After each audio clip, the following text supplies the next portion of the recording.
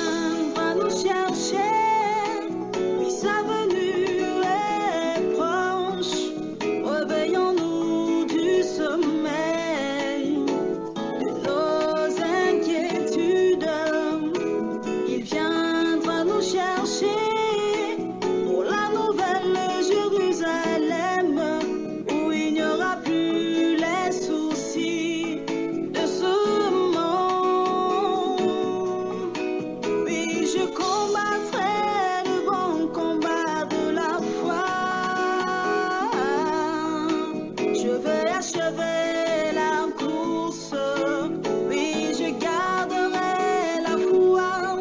Il y a la couronne de justice m'est réservée auprès du Père. Je veux persévérer avec Jésus pour le voir un jour. Il viendra. Jésus viendra nous chercher.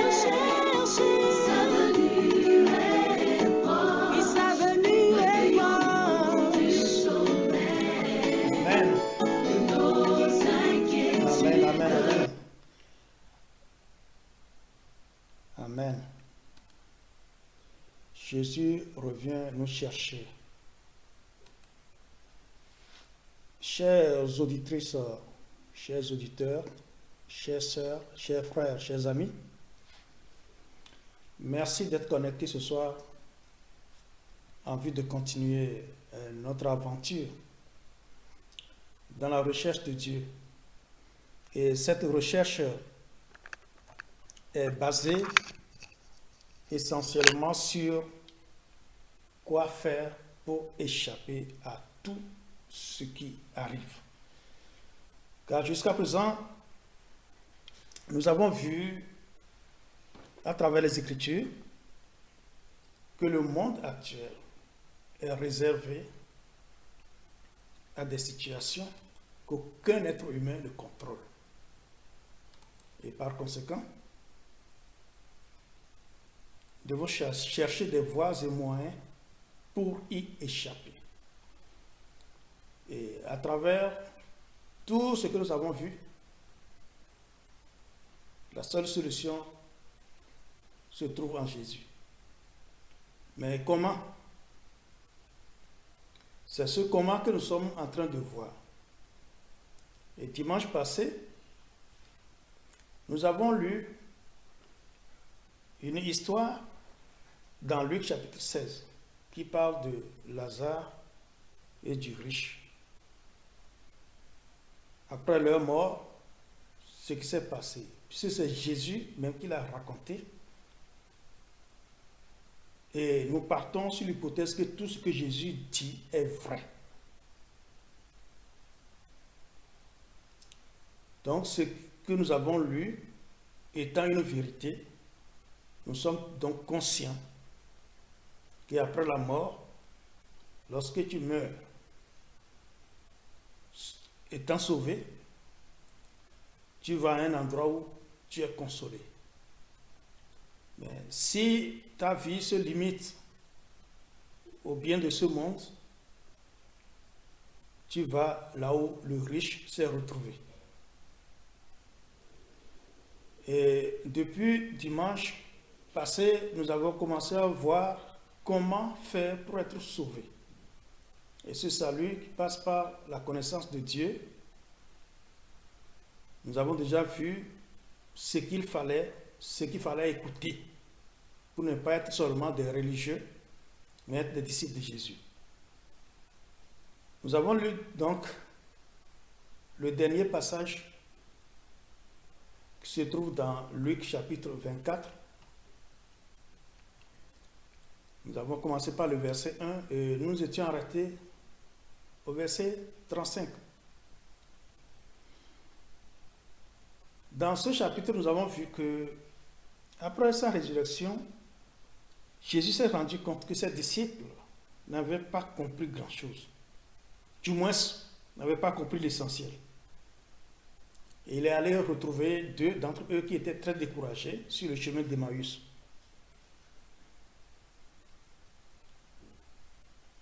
Aujourd'hui, nous allons commencer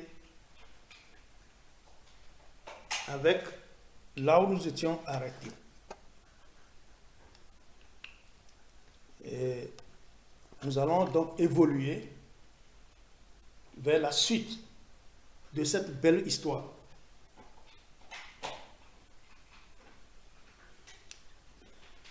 Chers amis, dans le texte de dimanche, nous avons relevé quelques points.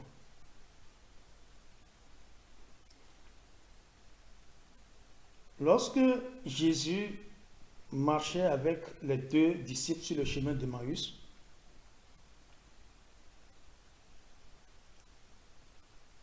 nous avons suivi leur discussion, tout ce que Jésus leur a raconté. Lorsqu'ils étaient proches du village d'Emmaüs, Jésus a fait semblant de continuer sa route. Mais ce que Jésus disait, plus tard, nous allons voir que ce qui sortait de Jésus leur perçait le cœur. Et ils n'avaient pas envie qu'il s'éloigne d'eux.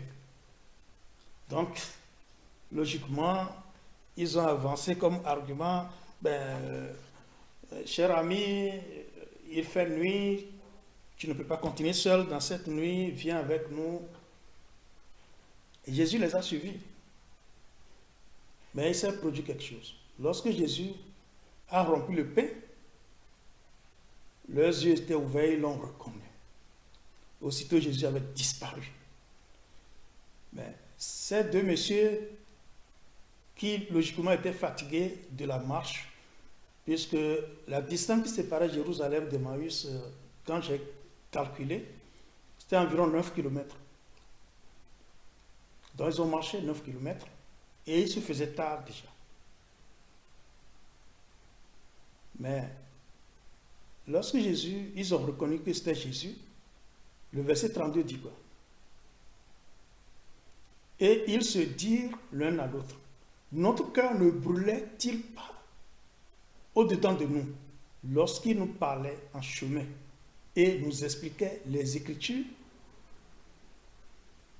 Se levant à l'heure même, ils retournèrent à Jérusalem et ils trouvèrent les 11 et ceux qui étaient avec eux assemblés et disant, le Seigneur est réellement ressuscité et il est apparu à Simon.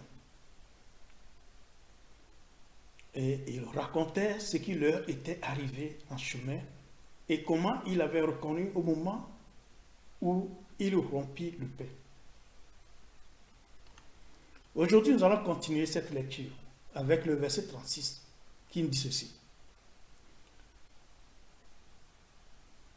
Et avant de lire la partie que nous avons réservée pour aujourd'hui, nous allons prier pour que ce que nous allons lire aujourd'hui puisse trouver une place.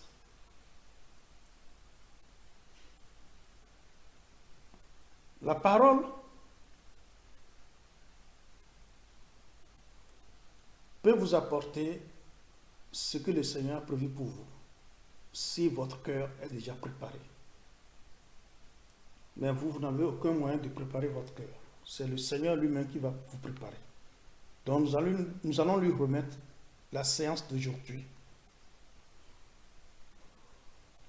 et tout ce que nous allons lire à partir de ce moment. Père, nous te donnons toute la gloire qui t'est due. C'est toi le seul vrai Dieu et en dehors de toi, il n'y a point de Dieu. Nous bénissons ton nom pour la grâce que tu ne cesses de nous renouveler. Il t'a plu ce soir de nous permettre d'étudier encore à tes pieds. C'est pourquoi, avant d'ouvrir ma bouche et entamer le programme que tu as réservé pour nous aujourd'hui, je vais te confier mon frère, je vais te confier ma soeur, je vais te confier mes amis, tes disciples qui suivent fidèlement ces émissions. Prépare leur cœur afin que ce que tu as préparé pour nous aujourd'hui puisse trouver un sol fertile dans leur cœur pour produire des fruits en abondance pour ta gloire. Permets que ton Esprit Saint me conduise afin que la chair et le sang n'influencent pas l'enseignement que tu as pour nous aujourd'hui. Au nom de Jésus. Amen. Chers amis, nous allons donc commencer la portion d'aujourd'hui. C'est le verset 36. Nous nous étions arrêtés au verset 35, comme je l'ai rappelé. Et maintenant, la portion qui nous concerne aujourd'hui commence par le verset 36. Donc, tandis qu'il parlait de la sorte, c'est-à-dire que, vous voyez le verset 35, dans le verset 35, sont les disciples, les deux disciples d'Emmaüs étaient arrivés à Jérusalem. Ils étaient retournés sur leur pas. Alors, ils ont commencé à raconter ce qui leur était arrivé. Donc, le verset 36 continue disant, tandis qu'il parlait de la sorte, c'est-à-dire tandis qu'il racontait ce qui s'est passé avec eux et comment ils ont reconnu le Seigneur quand il a rompu le pain, lui-même se présenta au milieu d'eux et leur dit, la paix soit avec vous. Saisi de frayeur et d'épouvante, il croyait voir un esprit. Un peu de commentaires ici. D'abord, quand Jésus a marché avec eux, ils ont reconnu que c'était un être humain. Quand ils ont mangé ensemble, ils l'ont reconnu comme un être humain. Quand il a rompu le pain, leurs yeux étaient ouverts, ils ont reconnu que c'est Jésus qui était avec eux. Immédiatement, Jésus a disparu. Voilà qu'ils étaient rassemblés maintenant avec les 11 disciples, plus d'autres disciples, d'autres personnes qui étaient avec eux. Pendant qu'ils racontaient l'histoire, Jésus apparut au milieu d'eux. Et là, ils ont cru que c'est un esprit. La Bible dit, verset 37, saisis de frayeur et d'épouvante. Ils étaient vraiment épouvantés. Ils croyaient voir un esprit. Parce que c'est troublant. Ils s'attendaient peut-être que Jésus cogne à la porte, mais il a apparu soudain au milieu d'eux. Mais il leur dit, pourquoi êtes-vous troublés et pourquoi pareille pensée s'élève-t-elle dans vos cœurs? Voyez mes mains et mes pieds, c'est bien moi, touchez-moi et voyez, un esprit n'a ni chair ni os, comme vous voyez que j'ai. Et en disant cela, il leur montra ses mains et ses pieds. Comme dans leur choix, ils ne croyaient point encore, et qu'ils étaient dans l'étonnement, il leur dit, avez-vous ici quelque chose à manger? Ils lui présentèrent du poisson rôti et un rayon de miel. Il en prit et il mangea devant eux. Puis il leur dit, c'est là ce que je vous disais lorsque j'étais encore avec vous, qu'il fallait que s'accomplisse tout ce qui est écrit de moi dans la loi de Moïse et dans les prophètes et dans les psaumes. Alors il leur ouvrit l'esprit afin qu'ils comprissent les Écritures. Chers amis, nous savons très bien que Jésus a enseigné ses disciples pendant 3 ans et demi.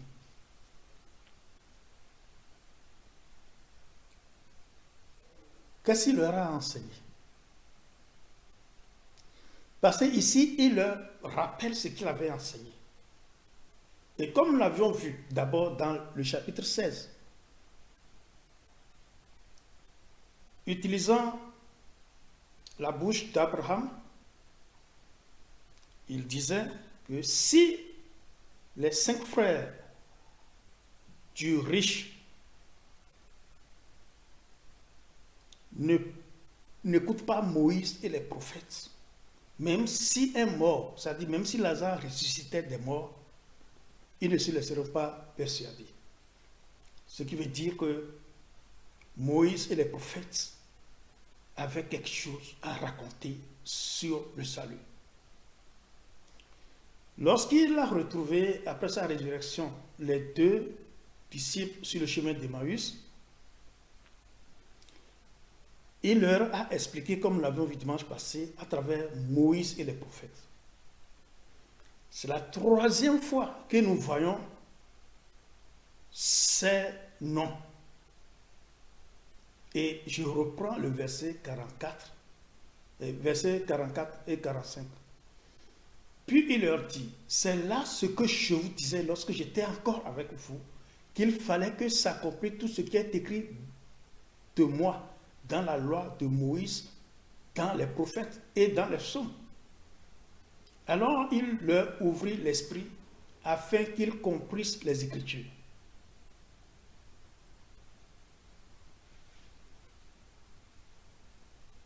Quand il était avec eux sur terre, il enseignait. Mais cette fois-ci, le temps est arrivé et il devait repartir. Là, il leur ouvrit l'esprit. Ce qui veut dire que vous pouvez recevoir l'enseignement sans rien comprendre. Si Dieu ne vous ouvre pas l'esprit, vous ne pouvez rien comprendre. C'est la raison pour laquelle nous devons écouter la parole de Dieu avec une attitude ou un cœur qui cherche ardemment à connaître Dieu. Le verset 46 dit, et il leur dit, ainsi il est écrit que le Christ souffrirait et qu'il ressusciterait des morts le troisième jour. Et que la repentance et le pardon des péchés seraient prêchés en son nom à toutes les nations, à commencer par Jérusalem. Vous êtes témoins de ces choses. Et voici, j'enverrai sur vous ce que mon Père a promis. Mais vous, restez dans la ville jusqu'à ce que vous soyez revêtus de la puissance d'en haut. Et c'est de cette partie que j'ai parlé aux amis qui suivent l'émission de samedi sur Zoom.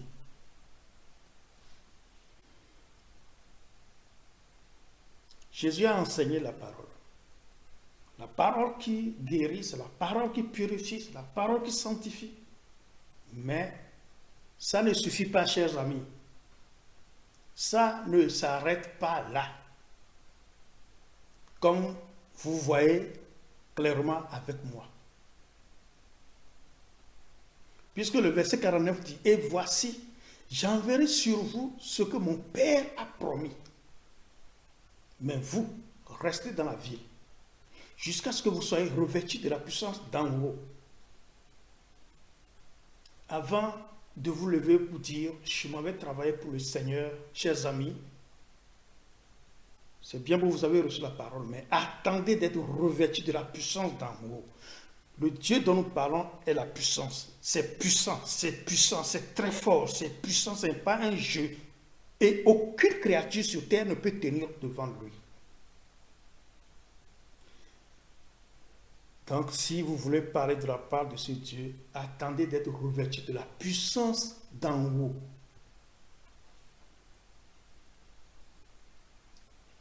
Et c'est ce qui motive un autre groupe WhatsApp qui est créé pour recevoir toutes les personnes qui sont décidées à aller plus loin, qui cherchent à être revêtues de cette puissance d'en haut.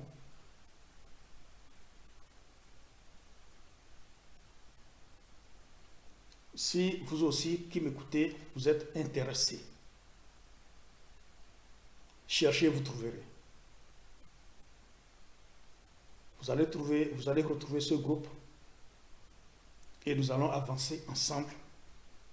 Nous allons entamer la partie spirituelle, la partie qui fait que nous sommes vraiment fils de Dieu, conduits par l'Esprit de Dieu, marchant dans la puissance de Dieu. J'ai hâte de voir la révélation des enfants de Dieu comme la créature tout entière attend. Ensuite, verset 50 dit, il les conduisit jusque vers Béthanie et ayant levé les mains, il les bénit. Pendant qu'il les bénissait, il se sépara d'eux et fut enlevé au ciel. Pour eux, après l'avoir adoré, ils retournaient à Jérusalem avec une grande joie et ils étaient continuellement dans le temple, louant et bénissant Dieu. Amen.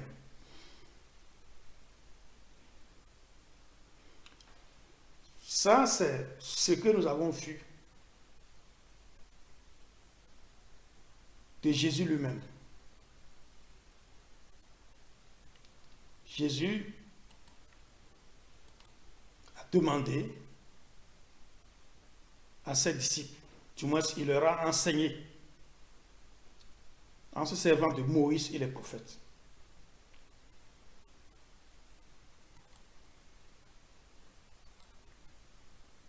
Il leur a ouvert l'esprit pour qu'ils comprennent. Les instructions qu'il a données, ces dernières instructions, c'est qu'ils ne s'éloignent pas de la ville de Jérusalem, d'attendre d'être revêtus de la puissance d'en haut. Et après, qu'est-ce qui s'est passé? Eux aussi, ils ont continué à enseigner. Qu'est-ce qu'ils ont enseigné aux gens? Nous verrons qu'ils ont enseigné aussi à travers Moïse et les prophètes. Comme je l'avais dit lors de la lecture du chapitre 16, Moïse n'était plus sur terre. Tout ce que Moïse avait de particulier, c'est que Dieu lui a révélé tout ce qu'il a fait. Comment il a créé le monde. C'est Moïse qui a écrit toutes ces choses. Moïse n'était pas là. Mais nous savons que Moïse a fait 40 jours, 40 nuits, 40 jours, 40 nuits, 2 fois avec Dieu. Et Dieu lui a révélé beaucoup de choses. C'est pourquoi il était capable d'écrire ces 5 livres, c'est-à-dire Genèse, Exode, Lévitique, Nombre et Deutéronome. Une partie était une pure révélation de Dieu. Et les autres parties vers la fin, c'est ce que lui-même, il vivait, ce qu'il faisait, et jusqu'à sa mort, et Josué a continué.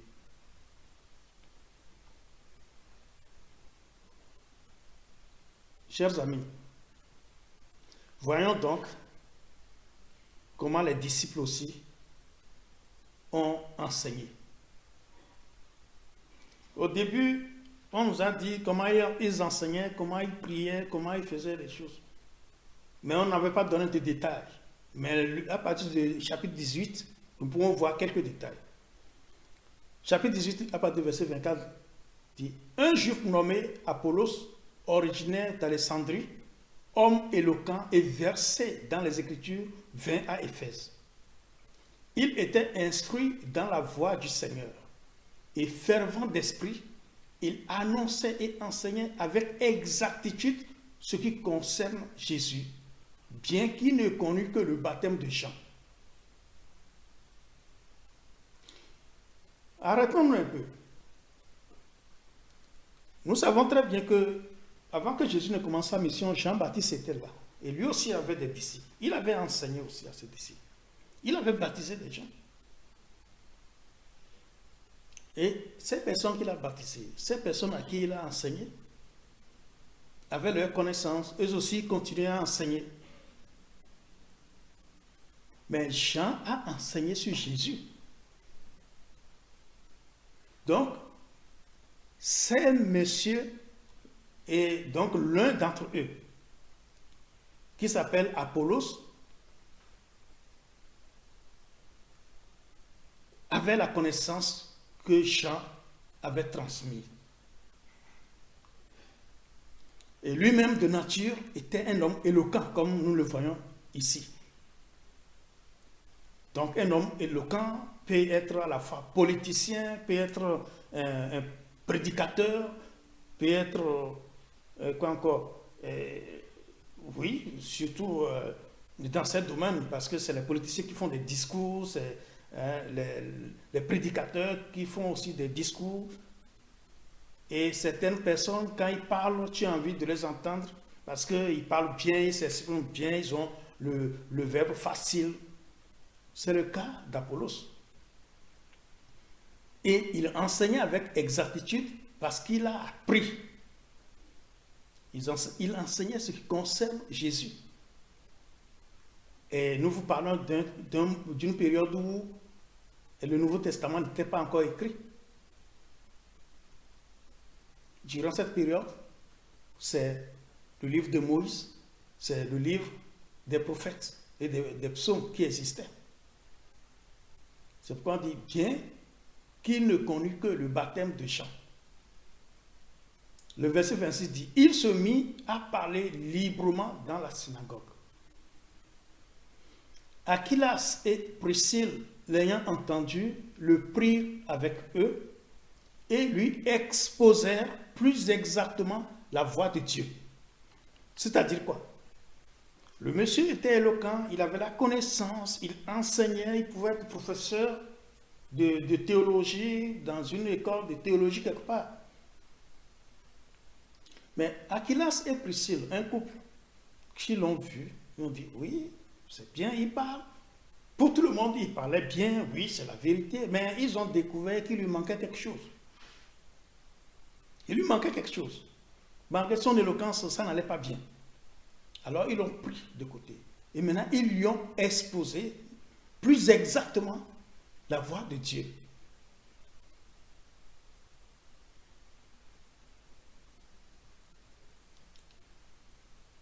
Le verset 27. Comme il voulait passer en Achaïe, les frères l'y encouragèrent et écrivirent aux disciples de le bien recevoir. C'est-à-dire que le monsieur en question n'était pas parmi les disciples de Jésus, mais il enseignait sur Jésus.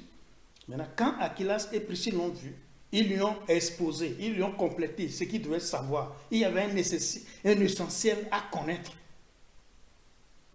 Et c'est ce qu'ils lui ont donné. Ils lui ont complété ce qui lui manquait.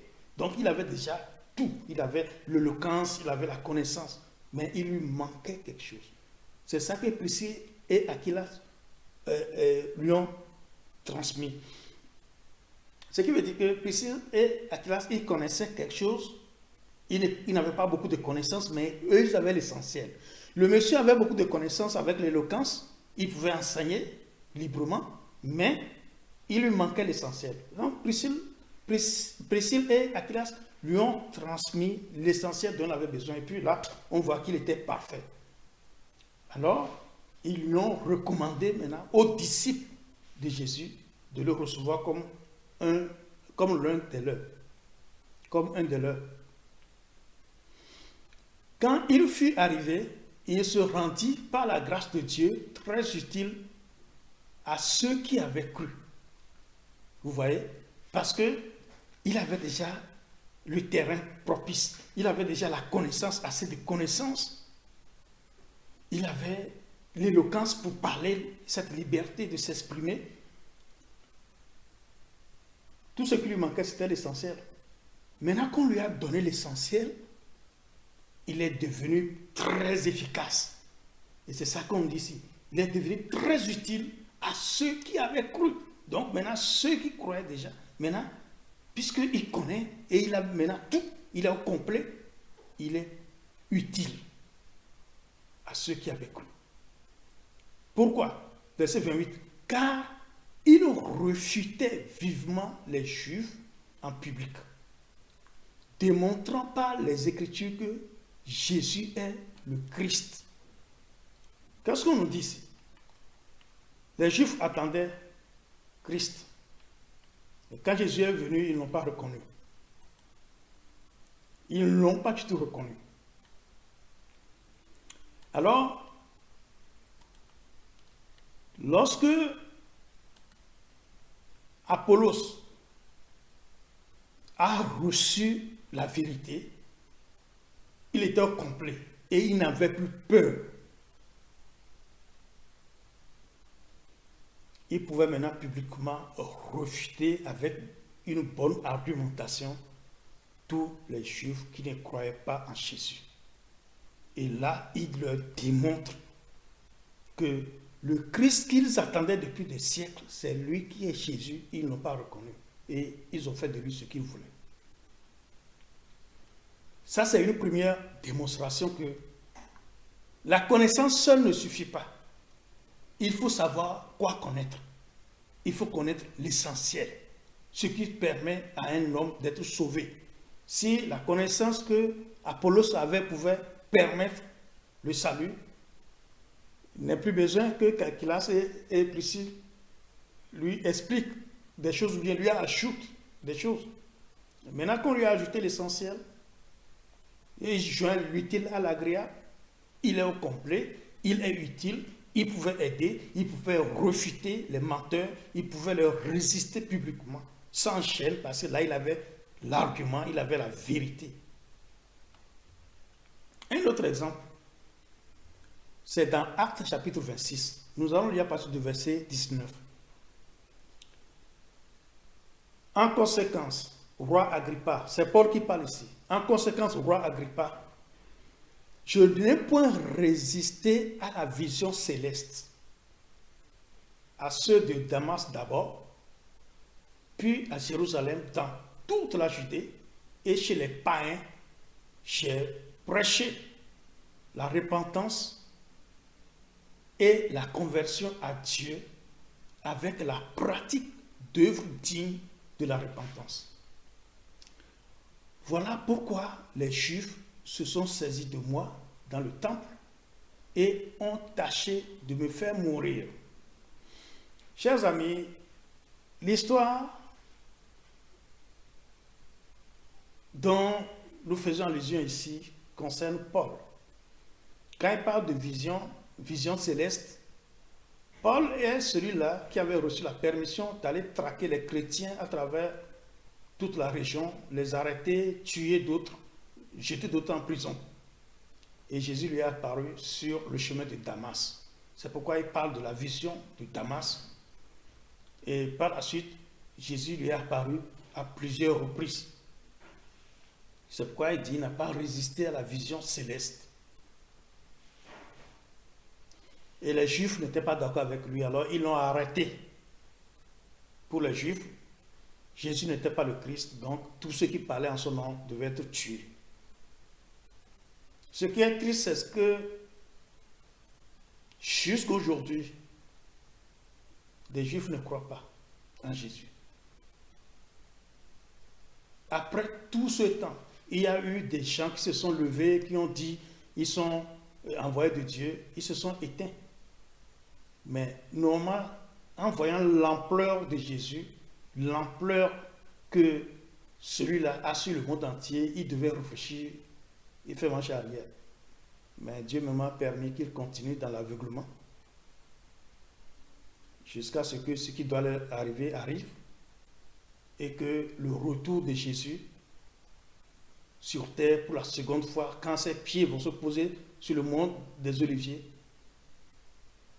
qu'il puisse en sauver un nombre. Pas eux tous malheureusement. Donc si vous avez des amis juifs, c'est le moment de leur prêcher l'évangile. Parce que s'ils écoutent et ils sont convaincus, ils sont sauvés. Mais s'ils vont continuer à attendre Christ, ce n'est pas eux tous qui seront sauvés, malheureusement. Bien. Maintenant, nous continuons l'histoire de Paul. Alors, les Juifs l'ont arrêté et c'est devant le roi qu'il plaidait sa cause. Donc, c'est cette partie-là que nous lisons. On dit, en conséquence, roi Agrippa, je n'ai point résisté à la vision céleste. Et il continue en disant, j'ai prêché la repentance et la conversion à Dieu avec la pratique d'œuvres dignes de la repentance. Voilà pourquoi les Juifs se sont saisis de moi dans le temple et ont tâché de me faire périr. Mais grâce au secours de Dieu, j'ai subsisté jusqu'à ce jour, rendant témoignage devant les petits et les grands, sans m'écarter en rien de ce que les prophètes et Moïse ont déclaré devoir arriver, savoir que le Christ souffrirait et que, ressuscité le premier d'entre les morts, il annoncerait la lumière au peuple et aux nations. Là encore, nous voyons Moïse et les prophètes. Paul aussi parle de Moïse et des prophètes. Chers amis, puisque ça se répète, Moïse et les prophètes, ne pensez-vous pas qu'il y a quelque chose à aller chercher à travers ces écrits? C'est ce qui nous pousse à continuer à fouiller les Écritures pour savoir ce que Moïse et les prophètes avaient à nous enseigner. Nous voyons dans Actes chapitre 28, à partir du verset 21. Nous allons lire ce passage qui dit: Ils lui répondirent: Nous n'avons reçu de Judée aucune lettre à ton sujet, et il n'est venu aucun frère qui ait rapporté ou dit du mal de toi. Mais nous voudrons apprendre de toi ce que tu penses, car nous savons que cette secte rencontre partout de l'opposition. Ici, c'est toujours Paul qui se retrouve devant les Juifs qui lui demandent des comptes sur le christianisme. Le verset 23 dit: Ils lui fixèrent un jour, et plusieurs vinrent le trouver dans son logis. Paul leur annonça le royaume de Dieu en rendant témoignage et en cherchant par la loi de Moïse et par les prophètes à les persuader de ce qui concerne Jésus. L'entretien dura depuis le matin jusqu'au soir. Vous voyez? L'enseignement ou l'entretien sur la connaissance de Dieu ne se donne pas en 5 minutes, en 30 minutes, en 1 heure. C'est des heures. Dans le cas ici, du matin jusqu'au soir. Verset 24 dit: Les uns furent persuadés par ce qu'ils disaient et les autres ne crurent point. C'est-à-dire qu'il y en aura toujours. La vérité sortira. Il y en a qui vont y croire, il y en a qui vont refuter la vérité.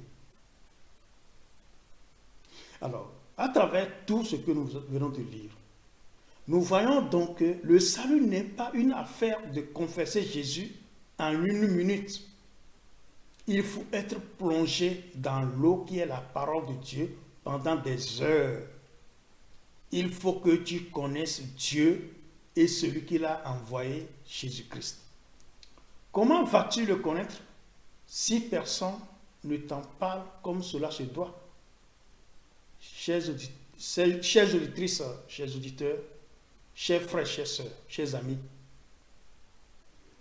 nous avons besoin de quelqu'un qui comprend, à qui le Saint-Esprit a révélé ces choses, pour nous les transmettre.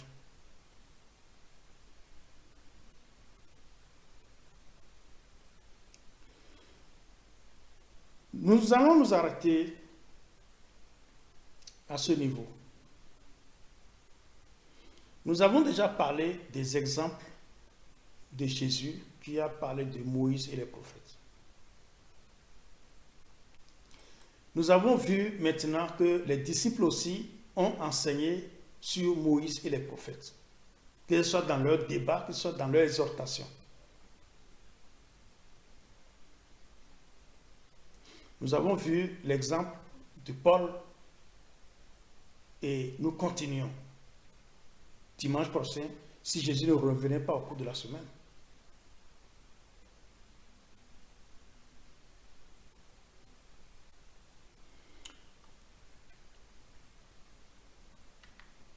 Si vous avez des questions, vous avez différents canaux pour nous faire parvenir vos questions. Nous avons des moyens de vous répondre, soit à travers une émission, ou alors vous vous êtes renseigné et vous nous rejoignez sur le Zoom que nous faisons chaque samedi pour poser vos questions en direct et recevoir des réponses. Et si vous avez reçu la parole et que vous voulez passer à l'état du revêtement de la puissance de Dieu, cherchez aussi le groupe dénommé Disciples de Jésus. Et là, nous allons commencer la pratique. Parce qu'il faut que le Saint-Esprit se manifeste. Dieu l'a promis et il va se manifester parce que c'est lui qui va révéler les enfants de Dieu à cette génération. Que Dieu vous bénisse et à très bientôt. Père, merci pour l'émission d'aujourd'hui. Merci pour tout ce que tu nous as encore révélé à travers cette émission. Merci pour la vie de nos frères et sœurs que tu as disposés pour recevoir ta parole. Que cette parole produise beaucoup de fruits dans leur cœur et qu'ils soient préparés pour recevoir le revêtement d'en haut, cette puissance qui va nous conduire jusqu'aux extrémités de la terre à transmettre ton témoignage de salut et donner l'espoir à cette création qui tremble. Merci de nous avoir accompagnés lors de l'émission d'aujourd'hui. Au nom de Jésus. Amen. Chers amis, chers frères et sœurs, merci pour votre fidélité. Nous nous retrouvons par la grâce de Dieu dimanche prochain pour continuer cette aventure dans la connaissance de Dieu, du vrai Dieu. Amen. Soyez bénis. À très bientôt.